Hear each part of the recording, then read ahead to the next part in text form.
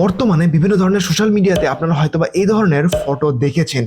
এই ধরনের moody photo দেখতে অনেক ভালো লাগে, এগুলো সবচেয়ে বেশি চোখে পড়ে ইনস্টাগ্রামে। এই ধরনের মুডি ভাইব ক্রিয়েট করা ফটোগুলো দেখতে অনেক ভালো লাগে এবং লাইক কমেন্টও বেশি পড়ে। তো এই পপুলার সিনেম্যাটিক লুক কিভাবে আপনি আপনার ফটোতে নিয়ে আসতে পারবেন, আজকের ভিডিওতে আমরা সেটাই দেখবো। শুরু করবো এখনই, তবে শুরু করার আগে অবশ্যই চ্যানেলটি সাবস্ক্রাইব করে পাশের বেল আইকনটি প্রেস করে দিবেন, যাতে করে এই ধরনের ভিডিও আপনি মিস না করেন। তাহলে আর কথা না বাড়িয়ে চলুন ভিডিওটি শুরু করা যায়। প্রথমে আপনারা গুগল প্লে স্টোর থেকে লাইটরুম অ্যাপ্লিকেশনটি ডাউনলোড করবেন।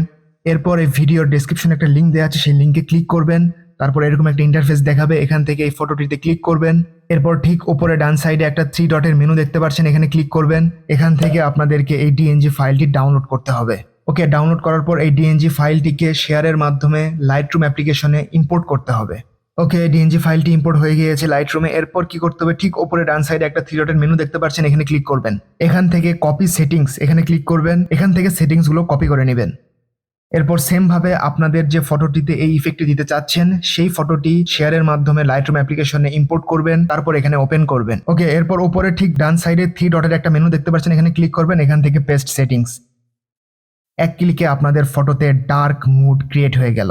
সেম ভাবে এই ফটোটিতেও অ্যাপ্লাই করবেন। ওকে, এরপর এই ফটোটিকে সেভ করার জন্য ঠিক উপরে একটি শেয়ারের আইকন দেখতে পাচ্ছেন, এখানে ক্লিক করবেন। এখান থেকে যাবেন এক্সপোর্ট অ্যাজ। এখানে আসার পর আপনারা ফাইল টাইপ করে দিবেন জেপিজি। এরপর এখান থেকে ওকে করে দিলে আপনাদের ফটোটি সেভ হয়ে যাবে আপনাদের গ্যালারিতে। তো এই ছিল আজকের এই ভিডিও। এই ধরনের ভিডিও আরো পেতে চাইলে অবশ্যই চ্যানেলটি সাবস্ক্রাইব করে পাশের বেল আইকনটি প্রেস করে দিবেন। দেখা হবে পরের ভিডিওতে। আসসালামু আলাইকুম।